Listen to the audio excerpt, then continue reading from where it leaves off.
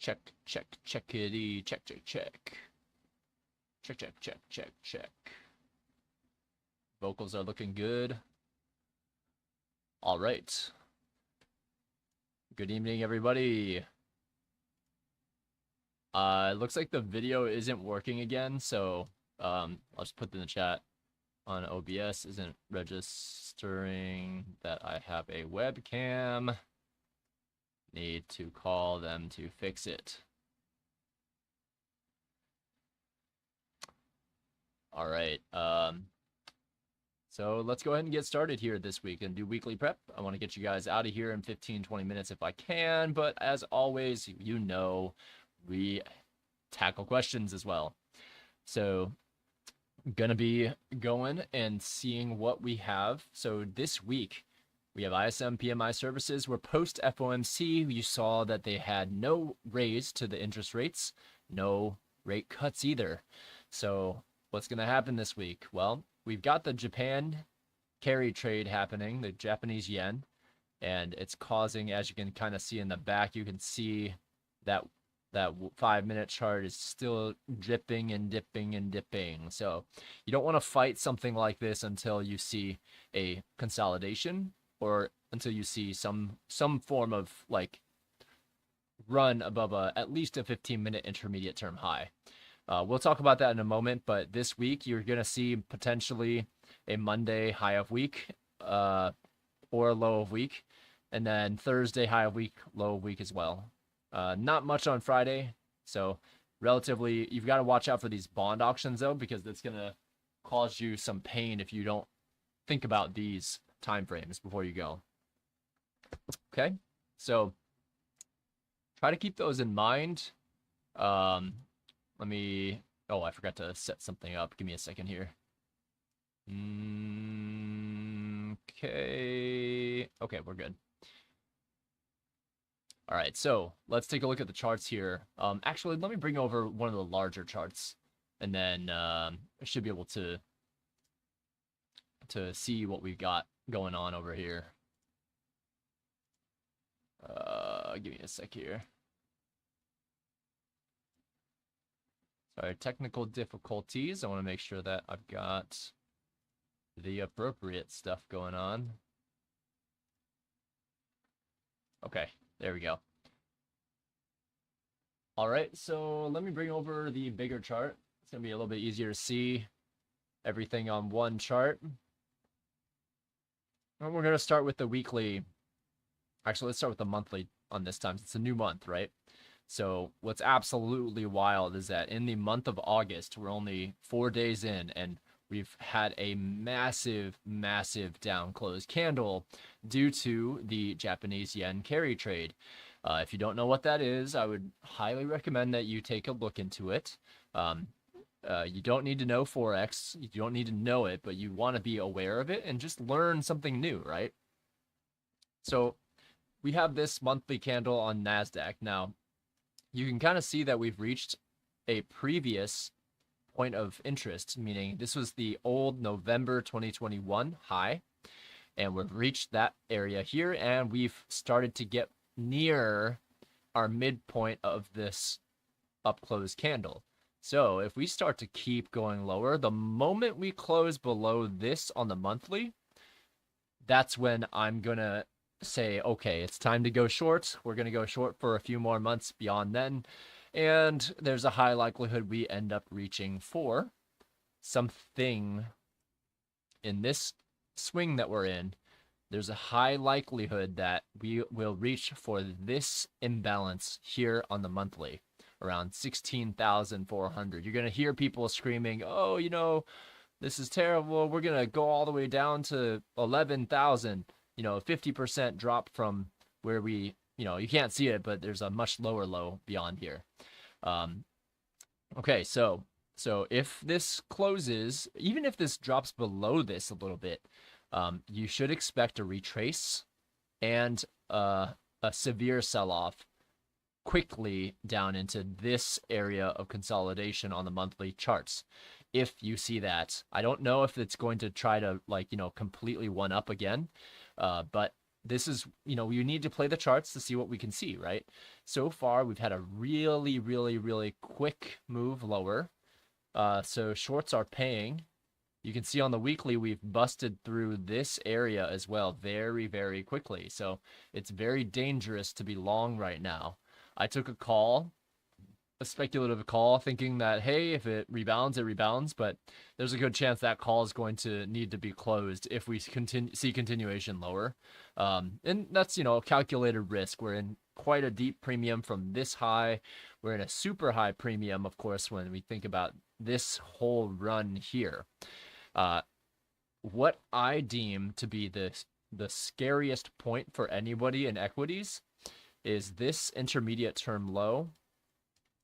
From a weekly perspective, this intermediate term low is the line in the sand, an absolute line in the sand. This actually was an intermediate term low as well.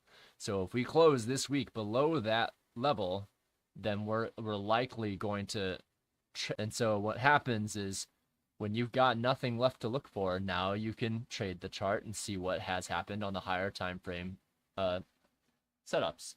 Looks like I just disconnected here for a little bit, so I'll try to talk through this once more.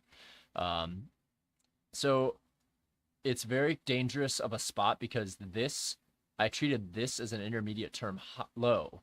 Because we've broken below that low on the weekly, it does feel like we are going to continue trending lower. Now, what does that mean on the monthly chart? Well, as long as our monthly chart doesn't close below the midpoint of this, then we should be okay. We have a lot of month of August left to go. But if worse comes to worse and, market sentiment is overbearingly bearish, then you're going to want to look at, hey, what are logical targets to the downside? We have this rejection block potentially. It's not quite even, but it's close enough. And then you have this target down here. So if we continue lower, those are targets that I would expect for us to maybe travel down to and then be bought up. And we want to see this month turn into a giant wick. Remember, any large candles that have a small body but a nice long tail, at some point, this was all one big giant black candle, right? So similarly, we need to see how this month plays out. If it closes below this low, then on a monthly perspective, if we break below this low, then you can treat this as a market structure shift. If you have any longs, you can get out at about 50% retracement, and you can probably safely start looking for shorts more than longs. You can still trade longs, but you have to be careful because sentiment is changing. We're at a prime spot to have a quarterly shift. We're August, September, October, November. We're in an election month. So these are all things that you need to take into consideration and really think about where you're at inside of this range. So from a monthly perspective, when we take a look closer, so I'm going to do one thing here. I'm going to take this and let me, let's use a swing grade template so it's easier to see. So you can kind of see we're already below this 18116 level. That's the rough midpoint of this down close candle, which is in a superior premium.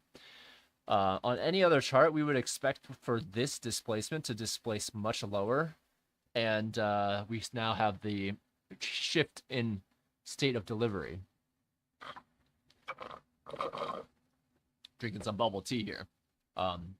So you're going to watch for that. See how we trade around this midpoint. Do we reach back above it? Do we, I would highly recommend you write down that 18115 mid level.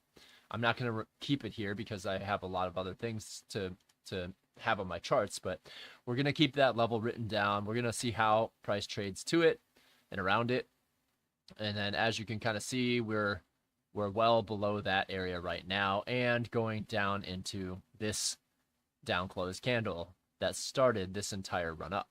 So on the monthly perspective, this is turning into a high, low, higher high. So if we start to get displacement below this low, you can now take, like, let's assume that this turned into a displacement lower and we traded somewhere around here, right? Maybe we traded down to here.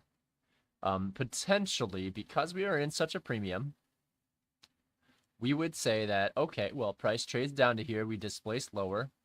We might come up here and expect a mitigation right at 17,385 for us to head lower and start to target lower areas of liquidity. That's what I would be looking for, and that would be a monthly breaker. So that is one potential area that price can potentially book. We've been bullish for quite some time, so a quarterly shift lower would make a lot of sense here. And ultimately, a movement far lower would also make a lot of sense. So we're going to keep that in mind, knowing that we've had a lot of room lower. Now, what could change the sentiment? Well, one, if we had an emergency rate cut, that might change sentiment. Two, if you see a lot of retail folks saying, oh, the world is, on fire, it's ending soon, then you can start to look for longs, because generally once retail has that sentiment, they're looking to also get long too. So they might spike it down real quick and then jump it up and then continue having it run. We don't know what's going to happen, but more than not likely, the bullish trade is turning less likely than the bearish trade. But if we don't get below this level, this long-term low, I would say, from a grand scheme of things on the weekly chart, then this is still an intermediate term low in my opinion, but there's technically an intermediate term low here, intermediate term low here, and then the next one is this one as well. So you don't have a true long-term low here until you get to this one down here. So this level in November of 2023 is a true long-term low. We haven't created another long-term low yet because we haven't created two intermediate term lows that are higher than a lower intermediate term low. Look back at ICT's 2022 comment, mentorship. He'll teach you about what and how to classify intermediate term lows. So what does that mean for this week? Well, our job is to determine, hey, where could this weekly candle go? If we are going lower, let's take a closer look at our new week opening gap. We had absolutely zero wick up there. It was just a straight sell-off from the beginning. Usually what happens when you have power of three is that you have, if it's a down close week, you've got a movement up, and then you have a movement down, and then it retraces at the end of the week, right? On every single one of these down close candles, that is true. Very seldomly do you have a flat out sell-off, and you can kind of see this based on the evidence you see on all these other candles here. Which one do you see one that has a base only here? This is your first one. And that was how many candles ago, right? Every single one of these other ones has a wick. Maybe this one here as well, as it ended on a base body. So for now, keep in mind that this move lower can be a wick, or a tail technically, of a larger move higher. I think that this week's liquidity void that formed, and if you don't know what I'm talking about, ICT explains what a liquidity void is, but you can see this easier on the 15-minute chart. So this liquidity void here at the new week opening gap, that is something that I think if we see a movement higher, we will definitely see that attacked maybe Tuesday or Wednesday, probably before then, but let's see. They've also left those open in the past as well. So we've noted up here back on July 23rd, there is a liquidity void up here waiting. There's no price action that occurred during that time. Similarly, today, no price action occurred around this area. So there's prices likely to paint up and down and then up or down from there. It doesn't have to, but it is likely to. With this type of price action, you need to be very careful with that, right? So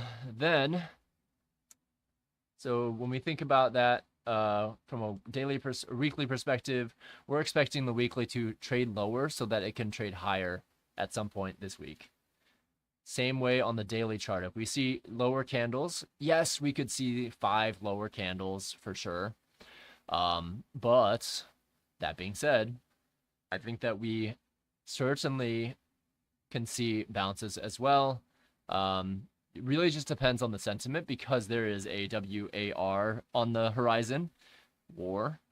So you need to keep this in mind because macroeconomics does shape algorithmic triggers. So you need to be wary of what's happening in the news. You want to be following the right Twitter, following the right people on Twitter that feed you the correct, news.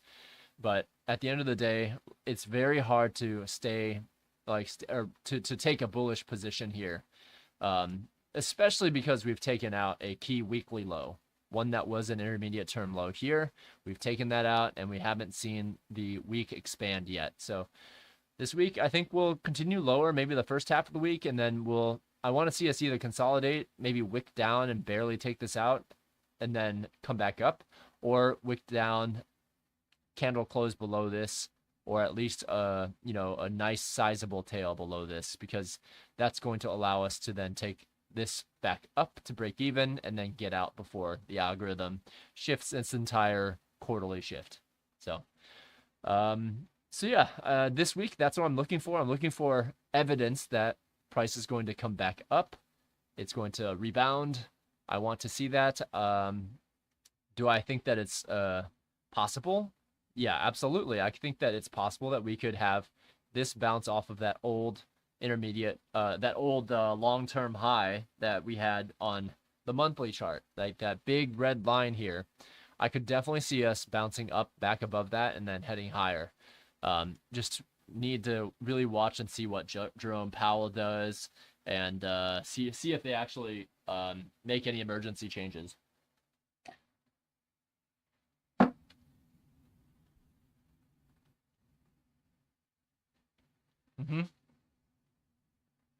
Okay, cool. So I think that when we take a look at ES and the Dow as well, let me bring those charts over. So this is ES. Let's see if I can get the whole ES on this one. All right, so this is ES as well. Get rid of this so we can see a little bit better. So on a weekly perspective, it too has gone below this, or targeting this short-term low. So there's a little bit of a fair value gap left beneath these two. So it remains to be seen if ES bounces here, or maybe takes this low and then heads higher. It's going to be very, very interesting, especially if it doesn't, because if we see ES not make it below this 5267 level, or maybe just barely take it and then rebound higher, then there's a chance that we could also see NASDAQ rebound higher as well. But for the interesting thing to note right now is that that big red monthly level has been taken on NASDAQ before ES has even gotten close. So what does it look like then over on the Dow? So Dow has been consolidating higher. We took out buy stops. Now we're heading lower to find either internal range liquidity or to find external range liquidity to continue looking lower for. There's all this liquidity waiting here, that there's an imbalance of buy side here. So maybe that's the trade. Maybe Dow comes down into this area, picks up some more orders, and then continues higher. There's very real possibility that shorts are going to pay quite nicely this week. And then they're going to get squeezed at some point. I don't know if it's this one, but yeah. So looking at the trio here, I think that's going to be an interesting thing to watch this week. Definitely need to make sure that your correlations are indeed there. Oops, what just happened? Dang it. Can't find my stupid window now. Hold on, let me fix this real quick.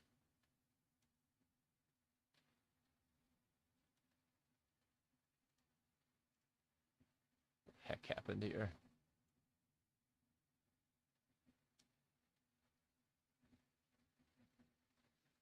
Oh, I can't find this window anymore. It's the only bad thing about having dual screens. If you just barely screw with the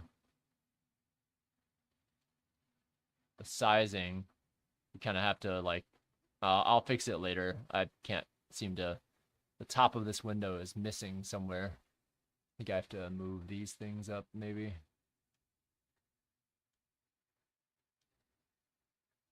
All right, I don't see it, so whatever.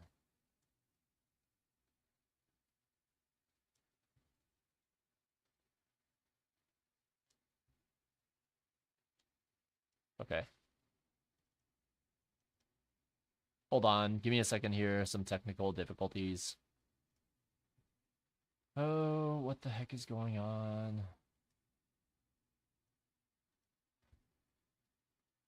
Trying to find this one.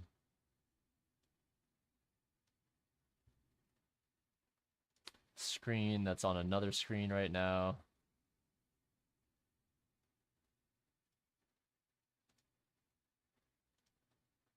Ugh. It's really annoying.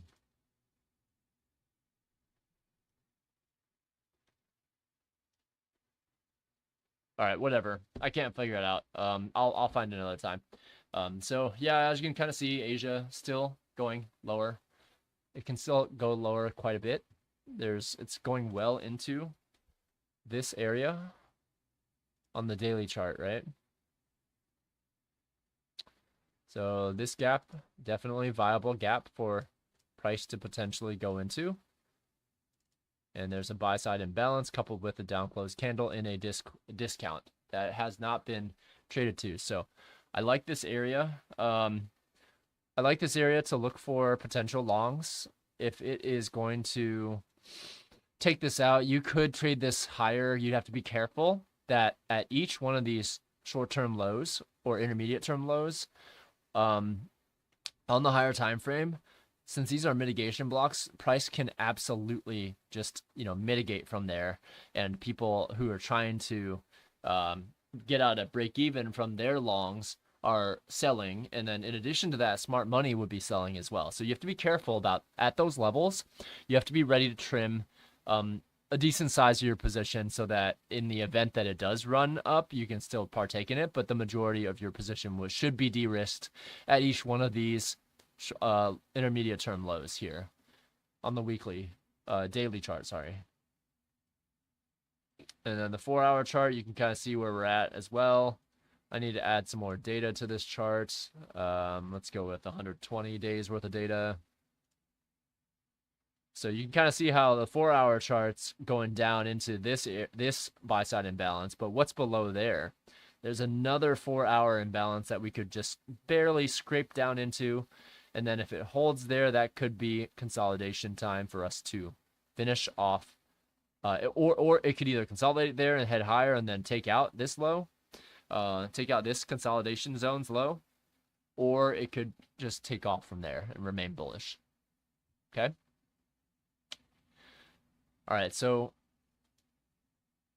in recap, we want to see price hold around here. We want to see price continue to hold. We want to see the price dip down and then wick back up throughout the week, maybe ending a little green into this volume imbalance, or maybe even heading a little green a little bit higher than that. But either way, we want to see it some kind of a relief bounce so that either they can continue shorting and short well below this intermediate term low on the weekly, or completely reverse and keep it bullish, right? We don't know. It doesn't feel that way, right? But if you zoom out, it's really nothing compared to some of these larger runs down. Now it's comparable. It's definitely can see that it is large body wise compared to some of these other ones, but from a big giant sell-off perspective, I mean, it's getting there, but it's not quite there. So So I'll be watching shorts in the coming week. We'll be looking to see if shorts will continue from a macro time frame.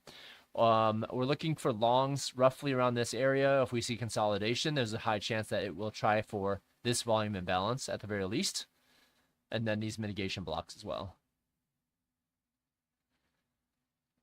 And so that's what I think people can begin to look for at this time. Let me see.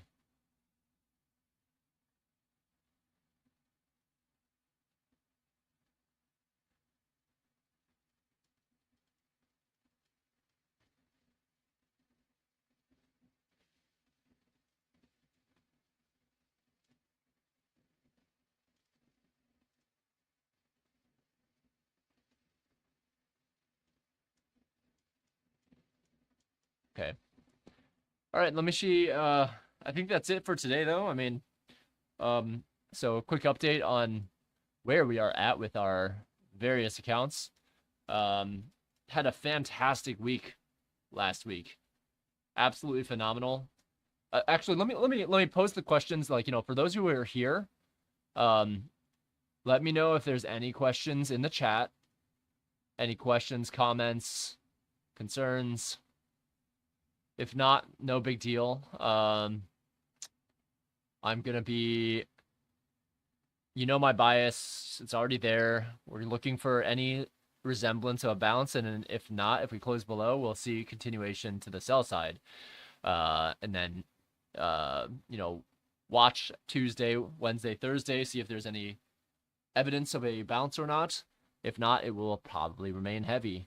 Especially if there's like wartime stuff, we'll see. Okay, so yeah, I think that we'll stop there then. Good luck to trading this week. I don't know if we have to return to office, unfortunately. I do, so I don't have the luxury of being able to monitor charts nearly as much. But yeah, for everyone else here, let me take a quick snapshot so I can show you where these PAs are at. Or actually, let me just take a quick look here. So the drawdown, the PA 50K that was in drawdown, I'm happy to say that from $50,400, or actually it was at 386 or something like that, we have now come back to $51,896, and that was copy trading across 8 accounts the entire time using 1 to 2 to 3 micros. So looking for excellent plays, was able to take excellent plays, look for key indications of true removal or reversal, and change in state of delivery. So very happy with that. Only a few more hundred to go in order to remake the payout threshold that I failed last time. After Japan, it was a really brutal set of losses that I took. Thankfully, I was taking micros, but it was a lot of losses on micros, and I was getting a little bit sweaty there for a second, thinking I was going to blow some of accounts, but thankfully, I brought them back from the dead, and these other accounts, these 150Ks, 250Ks, the 300K that I just got, those are well in the green. The new ones are plus $933, plus $723. There's some 150K and 250Ks that are at the P&Ls at minus $3,000, but those are because I tried trading those with far more size than I should have. So excellent lesson learned, but now I have to pay the price and bring those back up via micros because my risk is too risky right now, and it's okay. I found out that I can trade. I know I can trade. I brought this account back from the dead, and I can do it trading 2 micros at a time, even 1 micro at a time. I was trading 1 micro too. So if you are in drawdown, make sure you're risking a lot less.